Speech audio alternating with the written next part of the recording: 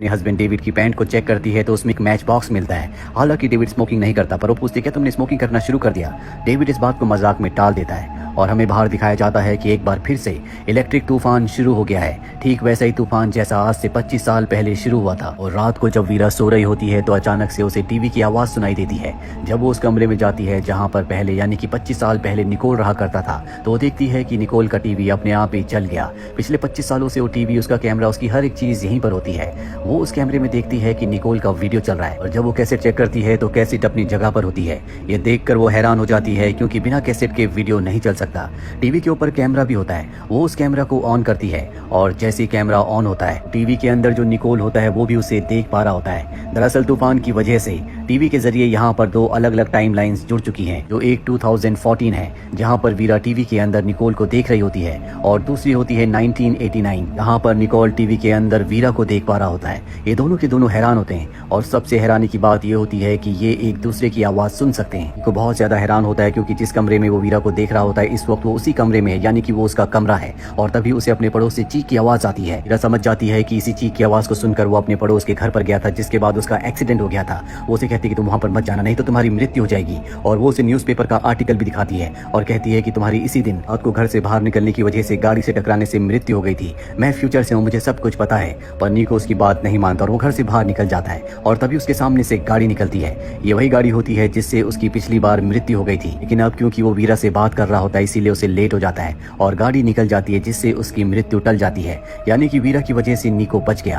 Past पूरी तरह से बदल गया। अगली सुबह वीरा की आंख अपने हॉस्पिटल में खुलती है जहाँ पर वो नर्स है, लेकिन आज सब उसे डॉक्टर कह रहे होते हैं। सबका कहना होता है कि वो एक बहुत बड़ी न्यूरो सर्जन है जैसा कि वो बनना चाहती थी। और डेविड से शादी करने के बाद उसका ये सपना टूट गया। उसे लगता है कि सब उससे मजाक कर रहे हैं, इसीलिए वो अपनी बेटी के स्कूल जाती है जहाँ उसे पता चलता है कि उसकी कोई बेटी है ही नहीं।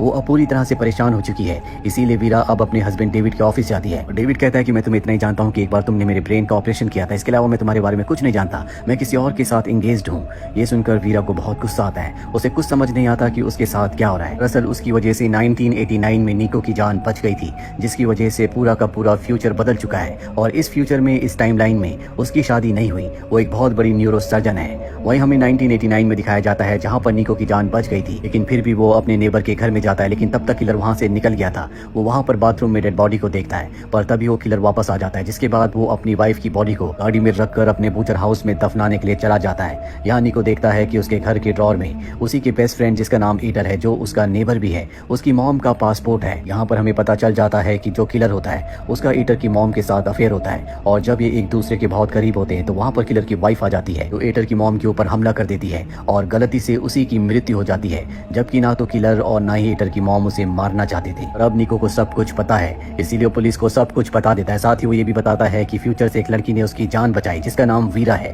पुलिस उसकी बातों पर विश्वास नहीं करती। इस वजह से ना तो किलर को और ना ही ईटर की मॉम को अरेस्ट किया जाता है, जिन दोनों का आपस में अफेयर है। और जल्द ये दोनों के दोनों यहाँ से बाहर चले जाते हैं। निको इसके बाद कई बार उस फ्यूचर वाली लड़की से यानी कि वेरा से कांटेक्ट करने की कोशिश करता है, लेकिन वो उसके साथ कांटेक्ट नहीं कर पाता क्योंकि तूफान खत्म हो चुका है। एक दिन उसे याद आता है कि जब वो वीरा से बात कर रहा था तो उसने पीछे रेलवे स्टेशन की एक प्लेट देखी थी जिस पर वीरा ने उसे बताया था कि उसने और उसके हस्बैंड डेविड ने ये रेलवे स्टेशन से चुराई थी। इसके बाद निको हर रोज उसी रेलवे स्टेशन पर जाता है और वीरा का इंतजार करता है। कई सालों तक उस जगह पर इंतजार करते करते फाइनली एक दिन वो वीरा को उस रेलवे स्टेशन पर देख लेता है। वो ट्रेन में चढ़कर उसके सामने वाली सीट पर बैठ जाता है। वो रोज उसी के सामने बैठता है और धीरे धीरे इनकी बातें होना शुरू हो जाती है। और बातें कब प्यार में बदल जाती हैं इन्हें पता ही नहीं चलता। जल्दी ये शादी कर लेते हैं, लेकिन वीरा अपनी मेडिकल की पढ़ाई नहीं छोड़ती और वो एक न्यूरो सर्जन बन जाती है। निको वीरा को नहीं बताता कि जब 1989 में वो मात्र 8 साल का छोटा बच्चा था तब वीरा ने ही उसे भविष्य से यानी कि 2014 से कांटेक्ट करके बचाया था, क्योंकि वो वीरा को नहीं खोना चाहता। दरअसल उसे पता होता है कि जब वीरा ने 2014 से 1989 में उसे कांटेक्ट किया था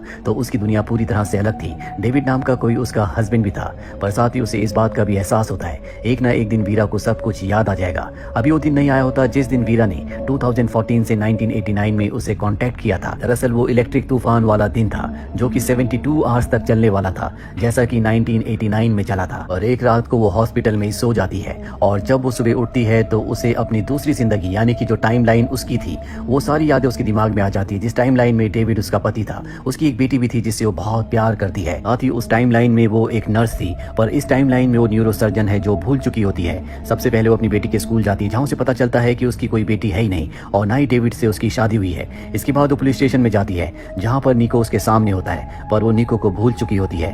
निको उसकी बातें सुनकर समझ जाता है कि उसे अपनी दूसरी टाइमलाइन वाली यादें वापस मिल चुकी है। इसीलिए वो बहुत शांति से काम लेता है। वो उसे समझता है, वो उसके करीब जाता है और उसे टच करता है, और जैसे ही वो वीरा को टच करता है, वीरा को अपनी और निको के साथ बिताई हर एक बात याद आ जाती है। उसके दिल में एक बार फिर से निको के लिए प्यार आ जाता है, पर साथ ही वो अपनी बेटी को बहुत मिस कर रही होती है। वो किसी भी कीमत पर अपनी बेटी को पाना चाहती है। वो निको से कहती है कि मुझे मेरी बेटी चाहिए। निको ऐसा करने से मना कर देता है, क्योंकि अगर उसे उसकी बेटी मिली तो वो वीरा को खो देगा, जिससे वो बहुत प्यार करता है। वीरा कहती है कि मैंने तुम्हारी जान बचाई थी और अब तुम्हें मुझे बचाना होगा, और ये कहकर वो बिल्डिंग से कूद जाती है। निको उसकी मौत से बहुत ज्यादा दुखी हो जाता है, किसी भी कीमत पर वीरा को बचाना चाहता है। और आज तूफान का दूसरा दिन होता है, इसीलिए एक बार फिर से वो अपने बचपन के टीवी को ऑन करता है। वो देखता है कि टीवी की दूसरी तरफ दूसरा उसी का छोटा रूप निको बैठा हुआ है, जो दरअसल एक बार फिर से वीरा से कनेक्ट होना चाहता था, इसीलिए वो ट्राई कर रहा होता है। पर अब उसके सामने उसी का भविष्य का रूप होता है, और निको अपने छोटे रूप से कहता है कि किसी भी कीमत पर मर्डर के बारे में किसी को मत बताना। साथ ही तुम कभी भी वीरा से, यानी कि जिस लड़की ने तुमसे एक दिन पहले कांटेक्ट किया था, जिसकी वजह से तुम्हारी जान बची, उसे ढूंढने या मिलने की कोशिश मत करना। छोटा निको उसकी बात मान जाता है, यानी कि टाइमलाइन एक बार फिर से बदल जाती है, क्योंकि अब वो उसे ढूंढने की कोशिश नहीं करता, रेलवे स्टेशन पर उसका इंतजार नहीं करता। इसका मतलब ये है कि वो कभी निको के बड़े रूप से नहीं मिली और ना ही इनकी शादी हुई।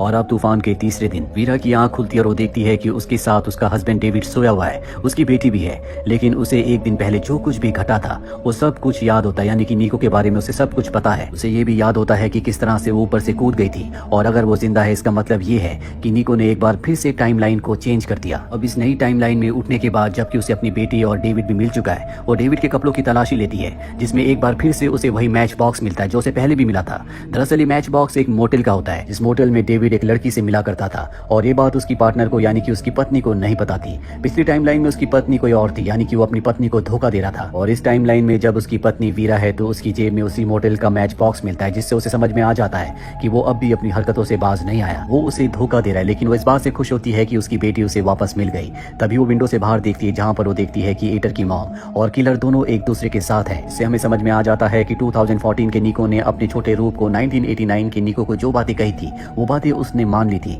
उसने कभी भी मर्डर के बारे में किसी को नहीं बताया। इसीलिए किलर और एटर की मॉम, जो एक दूसरे से प्यार करते थे, आज भी एक दूसरे के साथ है। साथ ही किलर की पत्नी के बारे में कभी किसी को पता नहीं चला। उसे याद आता है कि सबसे पहली टाइमलाइन में जब किलर को पुलिस ने पकड़ लिया था तो उसने कहा था कि अगर उसे निको नहीं देखता तो वो अपनी पत्नी की बॉडी को बुचर हाउस में दफना देता, जिसके बाद वो उस बुचर हाउस में जाती और खुदाई करती है। वहाँ पर उसे किलर की पत्नी का स्केलेटन मिल जाता है। ये बात वो पुलिस को इन्फॉर्म करती है, और जल्दी यहाँ पर पुलिस आती है। इनमें इंस्पेक्टर लायरा भी होते हैं। लायरा ही निको है। निको दरअसल उसका निकनेम होता है, लेकिन अब टाइमलाइन पूरी तरह से बदल चुकी है, इसीलिए उसे वीरा के बारे में कुछ भी याद नहीं होता। उसे बचपन की घटनाओं के बारे में इतना याद होता है कि भविष्य से एक लड़की ने उसे कांटेक्ट किया था, और अगले दिन एक लड़के ने, जिसने कहा था कि वो कभी भी उस लड़की को ढूंढने की कोशिश ना करे और ना ही मर्डर के बारे में किसी को बताए। इंस्पेक्टर लायरा को देखकर वीरा कहती है कि मुझे पता था कि तुम ही आओगे निको। जब निको अपना निकनेम सुनता है तो वो हैरान हो जाता और कहता है कि तुम मुझे कैसे जानती हो। वो कहती है कि तुम भी मुझे जानते हो, लेकिन फिलहाल तुम्हें कुछ भी याद नहीं है। वो उसे याद दिलाती है कि बचपन में जब तुम छोटे थे 1989 में फ्यूचर से एक लड़की ने तुम्हें कांटेक्ट किया था, वो लड़की मैं ही हूँ। साथ ही वो उसे उस टाइमलाइन की सारी बातें भी बताती है जिस टाइमलाइन में दोनों एक दूसरे से प्यार करते थे। ये दोनों पति पत्नी थे। दरअसल वीरा एक बार फिर से निको के साथ ही अपनी जिंदगी जीना चाहती है, क्योंकि उसे पता चल चुका है कि डेविड उसे धोखा दे रहा है, और इस टाइमलाइन में उसके साथ उसकी बेटी भी है, जिसे वो बहुत प्यार करती है। और इस तरह से उसे निको और उसकी बेटी दोनों एक साथ मिल जाते हैं। और इसी के साथ ये फिल्म, ये कहानी यहीं पर खत्म हो जाती है। उम्मीद करते हैं कि ये कहानी आपको पसंद आई होगी।